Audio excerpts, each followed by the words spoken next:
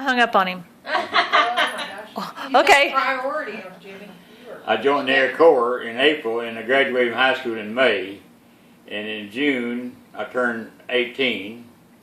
And in July, they called me. I went to Shepherd Field for basic training. And while there, I had to take special tests to see if I qualified for pilot training, which I did. And of course, my ROTC sure helped me a lot out there. And so then they sent me to college, to OBU in Shawnee, Oklahoma. We went to school from September to December, 6.5 days a week. Wow. We got off Saturday evening at 5 o'clock and went back to class at 1 o'clock on Sunday. We got off Sunday morning to go to church. So we went through from college, and I got a year and a half of college in 6 months. Wow. And then from there I went to classification, they called it, for the Air Force, where they classify either pilot, navigator, bombardier, or wash you out. We had terrific physicals of all sorts, and all sorts of motor skill things we had to go through. And I wanted to be a pilot, and I qualified as pilot training, and so they classification, then they sent me to pre-flight, which is at San Antonio. And pre-flight was strictly what it means, it's pre-flight. You learn all about airplanes, why they fly, what keeps them up, you know, and a little bit of navigation. Then I went to primary flying school after that, went to Pine Bluff, Arkansas, and flew Fairchild 1519 to open cockpit airplane. And we teased him that they had biplanes that had 2 wings, they had to wear goggles. wear goggles and all that. I got a picture of him with suntan, blistered, you know. Oh. And then from there I went to Independence, Kansas, and flew the first high-powered airplane called a BT-14, which is a forerunner to the AT-6. And I flew that in basic, and then in advanced I went to Lubbock and flew twin engine, and I became a twin engine pilot. And graduated from flight school in December 1944 and got my wings and my commission, and got to come home for the first time in a year and a half, because they didn't get leaves at all in the service. And after I got my wings, they shipped me down to Hondo to fly navigation cadets. And I said, why am I flying navigation cadets when I want to be a pilot? Everybody wanted to go to the 8th Air Force at that time. There was 160 of us in my class that started. 60 of us graduated. Wow. 100 and some odd washed out. 60 of us graduated. Out of the 60 graduated, 12 of us were sent down to Hondo to fly navigation. And why we found out was because we scored high in navigation ourselves, because all these airplanes did not have instructors on them. So we had to not only fly, we had to be an instructor too. Mm. So I was stationed in Hondo till January. What was funny about Hondo was, when I got down there, we reported what they call PTTS, Pilot Transitional Training School. And well, it was primarily a navigation school, so the pilots were kind of a sidebar deal. So we went to orientation, and this exec officer was telling us about the field, what we'd be doing, what kind of airplane we'd be flying, what our missions would be, and so forth. And so when we got through, he dismissed us. We were walking out. The guy said, "Lieutenant Parks?" I said, "Yes, sir. Captain Winford wants to see you." I said, "Oh my gosh, here I am wearing your shaved tail, and already I'm in trouble, you know." So I reported to Captain Winford. I walked in his office with Johnny Winford. He was a good friend of your daddy's. Oh. They went to school, they went to church at Battle Christian Church together. And he said, "Jimmy, what are you doing?" I said, "Well, I just got my commission, John. I mean, Captain Winford." So he said, "When did you get here?" I said, "I got here last week." He said, "Have you checked out yet?" I said, "No, I have not checked out yet." He said, "Well, won't you, tomorrow we'll have a parade, why don't you take care of all the new pilots?" I said, "I don't know where the runway is." So he put me in charge of all the pilots for a parade that day. And so then he called me back the first week, and he said, "Come on, we're going to check out on an airplane." I said, "You're fine." He said, "Let's go home and go to Dallas." So we flew to Dallas. Wow. Landed in the field. Wow. Well, so you were doing that. What were your brothers doing? Well, MR went in the Air Force and went to Atlas, Oklahoma. Is that right? I don't know. Altus. Altus, yes. Altus. Yeah. And he was in charge of the officers club. Oh, heavy duty. That's right, very well. And Charlie had joined the CCC camp before the war broke out, and he was in California, and he came back and joined the Army, and he went through OCS, which like to kill him, got his commission, and then he became an artillery officer, and he was actually a tank commander when the war ended. He was stationed in Fort Campbell, Kentucky. And he also transferred out there into the Air Corps, but he cracked up, so went back to driving tanks. And then Cecil was drafted to the Marine Corps at 38, the oldest you could be, and they sent him. He said they sent him to Hawaii and rebuilt him. They gave him a new rear end and new teeth, he says. And that was his claim to fame. So Cecil went to Hawaii, Charlie was taken for Kentucky, MR went to Oklahoma, and I went to Texas and to Louisiana and then in Kansas. After I left Hondo, they transferred me to Louisiana, and we started flying B-29s. And Robert stayed in Dallas selling machinery, building That's right. stuff for the war. What about Granddaddy then? Daddy was doing working for the, He was too old for that. Yeah, he was too old something for it. about the housing. Only thing he contributed was that Robert sold a bunch of machinery. You know where Paget Brothers Leather Company was there on Elm Street? What was it called? Paget Brothers. Yes, Well, they had an empty floor, and Robert sold them on the idea of building plywood foot lockers. And he sold them all the machinery for it. And he sold them machinery for it. Problem is nobody knew how to set it up. So I was taking all that kind of shop work at Tech. So I go down there every afternoon on the weekend and help him set all the machinery up. And Daddy went down there and designed the foot lockers and built the first foot lockers for him. For the war. For World War II. wow. All I had was foot lockers. Okay, so remind me who went to Hawaii. Huh? So remind me who went to Hawaii. Cecil went to Hawaii. See, was he there at Pearl Harbor or Oh, during no. any of that time? What That was timing? That was after Pearl Harbor. Okay. Yeah, he went. He went to Hawaii back. In fact, he was back 40, somewhere around 43, 44. Okay, As I so recall. Daddy was doing something, and I don't know why, the HOLC or something about housing. HOLC, Homeowners Loan Corporation, after the That's war. who he worked for during. Your daddy went to work for them, and they were buying old houses, fixing them up, and you get veterans back and fix the houses that people live in, because see, they weren't houses built during the war. Wasn't any lumber. Remember we everything went- traveled Everything went to Army South barracks. Texas quite a bit, stayed in San Antonio, I can remember doing Yeah. that, when I was about 3. Then you had all these massive boys coming home from the war. Needed Like- housing. They had GI Bill, they'd go to school, and they need someplace to live, and they were getting married. and you remember from when you were 3? I probably remember from photographs, but yes, I remember him being sent to South Texas and us living like in motels or something down around San Antonio. I mean, I'm sure we already had the house on Castle Oak, Mm-hmm. because that was, What did WO do? Well, WO was building houses right after the war in Irving. No, I'm talking about during the war, Oh, during the war? or when it began. he was probably He too was old. building, I guess he was building Army barracks. But he was too old to get drafted? Oh, yeah. Cecil was the oldest one. No. Cecil was drafted at 38. That's the maximum age of 38 was draft age. WO. WO was older than Cecil. I say, Yeah. what was WO doing? He was just too old, they wouldn't have drafted him? No, he was working in Camp Walters and helping build Army barracks, is all I know, No. at one time. Do you think none of you got sent overseas because there were the 4 of you, 4 brothers, or I have no idea. that, I have no idea. Probably luck of the draw.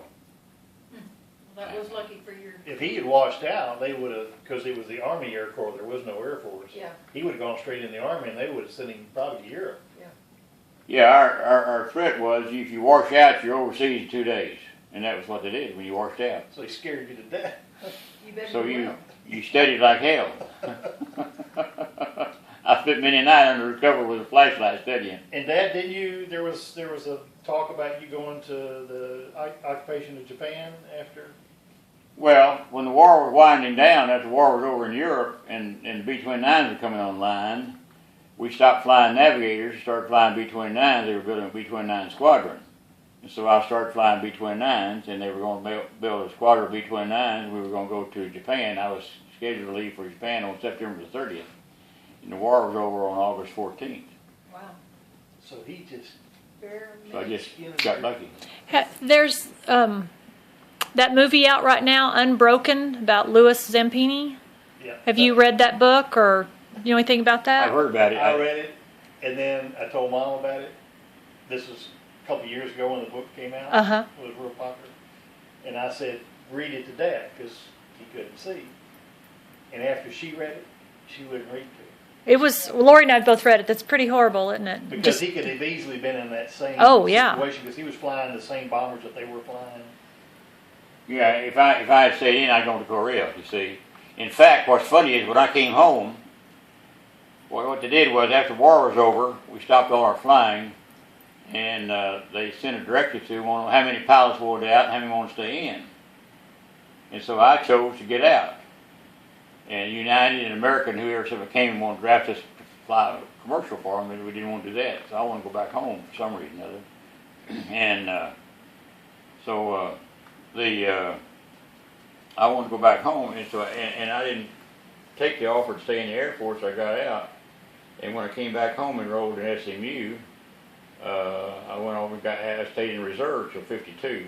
So I flew over Hensley Field, and they were building a squadron to go to Vietnam.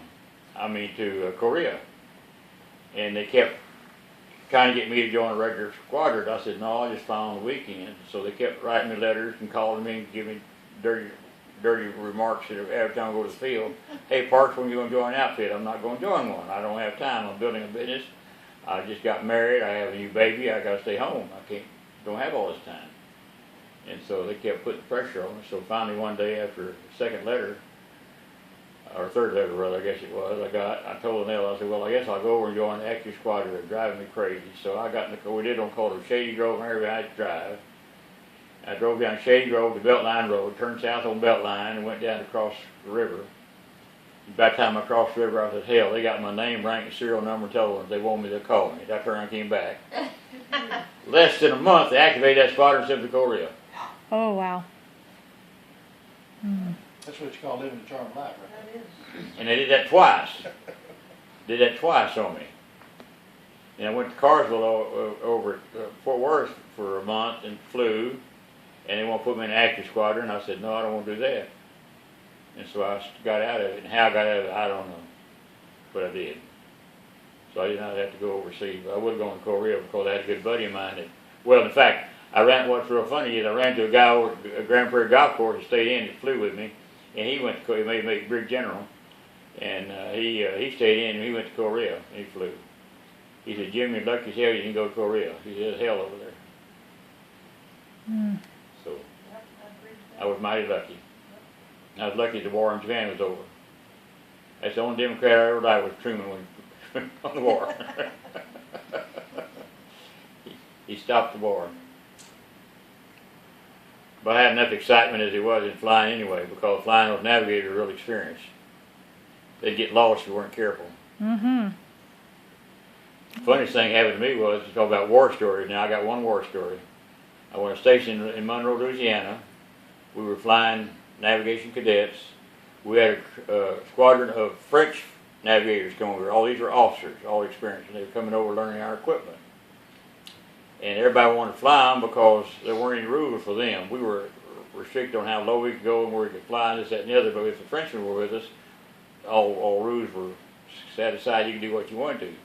So all of the pilots, all of us hot rod pilots, we'll do something to be a hot rod, We wanted something more than routine flying. So one day we came in from a flight, and we had a 24-hour restaurant in the officers club because we flew oddball hours all the time, so it was a place to eat all the time. So I had a midnight flight. I came in and slept till about 6 that morning, got up, went to the officers club to eat. And a call came in from operations wanting 2 pilots fly the Frenchman on a cross-country trip. So Larry Schmidt, who lived in California, and he and I volunteered for it. I said, come on, Larry, let's go fly these Frenchmen. We heard a lot about it. So he and I went down and told him we'd fly them. So we went to operations, checked out airplane, and we got our maps and so forth where we're going to go. We'll go to Big Springs on cross country. We took 5 French navigators and 1 major, their instructor, and he flew in co-pilot seat for me. So we took off for Big Springs. We went to Big Springs. We flew a regular routine route until we got to the other side of Fort Worth, and then he hit me on the knee. He said, "You go down." So I went down. When he meant down, he meant down. I had to go down so low I had to pick it up and go over a fence. We went by clothes hangers, Clothesline. clotheslines, and see the clothes flopping. We had to dodge windmills. Well, the idea was try to get them lost. These were navigated, and we flew in circles. We flew up and down. We couldn't gain altitude. We'd lose altitude. We did everything we could to try to get them lost, making our way to Big Springs. So it was a lot of fun, doing that as a pilot. So we got to Big Springs, landed, filled up, had lunch, and then came back. And as we checked out the operations, he said, "You better check the weather in the Dallas area parks." He said, "Because the thunderstorms moving in around the Shreveport area." I said, "Okay." I said, "Maybe get lucky. The weather's bad. I could spend the night in the Hensby Field and go home." So as I got close to Carsville, Fort Worth, I checked with Carsville station, and they said, "No, it's clear to go." So I got to Hensby Field, they said, "Clear to go." So I headed for Shreveport. Somewhere over Tyler, I hit a thunderstorm. Unbeknownst. It was a downdraft. Knocked me completely out of the seat of the airplane. I lost 6,000 feet of altitude. Threw me out into this, I didn't ever be down a seatbelt on. I never wore a seatbelt. It was too uncomfortable. Threw me out into the aisle of the plane there between the pilot and co-pilot. The plane was on the side. I reached up, grabbed the throttle, pulled it back like this. Cut my head real bad on the radio right above it. Cut a scar right there. Bled like a stuck hog. This major, all these Frenchmen had scars around, around the neck. So he took one out and tied around my neck around my head for a bandage because I was bleeding like a stuck hog. I got back in the seat, put my seatbelt on. Throttled up again, got control of the airplane. Noticed I'd lost over 6,000 feet, so I climbed back up to my assigned altitude. My compass was doing this. My gyro instruments were laying on the side. I lost all my instruments except for needle, ball, and airspeed, which is just like a level on that you see people level, build houses out there with levels. Mm-hmm. That's all we had, a needle, ball, and airspeed. So with that, I could tell if the plane was level or not because I'm in this thunderstorm, in the big middle of it. And I'm going up and down like this. I had and my radio was out, knocked my radio out. I was transmitting, but I did not know it. And so I turned around to the Frenchmen and I said, "See if they can find out where we are." Fortunately, they had a compass about that big around sitting on the floor built into the airplane. And while it was spinning, because the airplane was jumping around, it was at least they could read it because it was not as sensitive as the one I had on the dashboard. And so they finally told me to take a certain heading as best I could do. And so I took a certain heading, which was going to east, of course. And I said, "Now, do you have any idea where we are?" Well, of course, they were tracking their log all the time we were flying, And he said, "Well, I think maybe in about 15 minutes, if we didn't lose our course, you all be over Monroe, Louisiana." And I said, "When you think I'm there, let me know. I'll start letting down." And so they told me, hit me on the load, easy to go down. So I started going down. And I went down to 1,000 feet, still in the suit. Went down to 500 feet, still in the suit. Went down to 400 feet, still in the suit. I said, "Whoa, I can't go much lower than this because I know that the territory around Silman Field there in Monroe, Louisiana." There's a few tall buildings in downtown Monroe. Yeah, the tallest building there is St. Francis Hotel. So anyway, at 200 feet, I said, "I've got to climb back up and I'll go on to what's east of Shreveport." You mean Monroe or Shreveport? Shreveport, east of Monroe. Where the Civil War was fought. Huh? On the river on Mississippi there. Yeah, the West we call it Mississippi, where the Civil War battle was fought. Yeah, what's the name of the town? I don't know many towns. Alexandria. On 20. Um, As you cross from Louisiana and the When town. you cross the Mississippi River, what's the name of the town? Vicksburg. Vicksburg, okay. Oh. I was going to fly to I was thinking Vicksburg. Louisiana. Yeah, I was going to go on to Vicksburg. I had plenty of fuel. The fuel wasn't a problem, thank goodness. Anyway, so I climbed. As I was climbing up, I noticed an opening in the clouds, so I shoved the nose of the airplane down, went through the clouds, came out, broke out right above the hotel in downtown Monroe, Louisiana. Oh gosh. I mean, right above it. And of course, I knew where the field was, so I picked up the radio and I called and I said, "I am not receiving, but I am transmitting it," and hit me with a biscuit gun, which is a big old gun that you send signals with a light. The light came on. I said, "Oh, they're receiving me." So I said, "I'm coming straight in." So they gave me a flash, told me okay. So I headed into the field, and it was raining like the dickens. The plane was around like this. And I said, I've got to be able to land on the concrete, because if I were to go off the concrete with all this rain, I'd drown with the airplane. So I went out a little bit further and made a long approach to the runway, because I wanted to land right on the ramp as I came in. And we'll call it where the runways start, and the ramp, the other runways go out like this. You got a lot of concrete. And I want to make sure that if I lost control of the airplane, that I would not get off into the dirt. And so they came in, just as I got over, I put wheels down, hit the concrete. And of course, water splashed everywhere, and I couldn't see a thing until the plane slowed down. And so then after it slowed down, I noticed I was on the concrete, so I taxied in up to the operations headquarters. And we got out and killed the engine right there, and I all the bloody all over me, and so the Frenchmen all got out and started leaving the airplane. So they got out, they all got behind the wing, got on their knees, crossed themselves, said a prayer. Wow. And kissed the ground. I said, that's not a bad idea. Sounds like a movie. So I did the same thing. Good But story. that's not the funny. Tell them the funny story about flying out of Lubbock. You've been to Lubbock? Uh-huh. You know how flat it is out Yes. there? Tell them the story about Lubbock real quick. Well, anyway, I'm going to tell you what, finish this story about these Frenchmen. So they got out behind the airplane wing and got on their knees. It's pouring down rain, water about 4 inches thick on the ground, you see. And we, so that's a pretty good idea. So I got out, I got on my knees, and I kissed the ground, and they all applauded like this. So then the meat wagon came, got us, because I told them I'd cut my head, so they took me to the infirmary and took stitches in my head, 3 of them I think it was, and patched me up. But the next night, the French commander gave a special party in recognition for Larry and I for bringing the plane back in safely. And that's where I got my first French kiss. You neck, I kiss you on each side. I told that story at Rotary Club, got the French kiss, everybody just died. That's a great one. Oh. You call those weather people in Dallas and say, no thank you. So, do what, girl? I said, I would imagine there was a bathroom stop along the way there after you landed real soon. Oh. Oh, if it had a bathroom stop, they had to go on an airplane. I've done that many times. Oh. We used to fly the old water flights out over the Gulf. 10-hour flights. You don't go to the bathroom unless you do, you do your britches. Yeah. Well, that flight sounds terrible. What about Lubbock, Jeff, that you were talking about? You're talking about flying low and being socked in and can't see, you remember? And y'all got real low? Or somebody, they lost their lights? Oh, the guy, yeah, we were coming in from flight, and the plane, it was nighttime, the plane in the traffic without any runway lights. And you always turn your lights on when you enter traffic so they can see the airplane.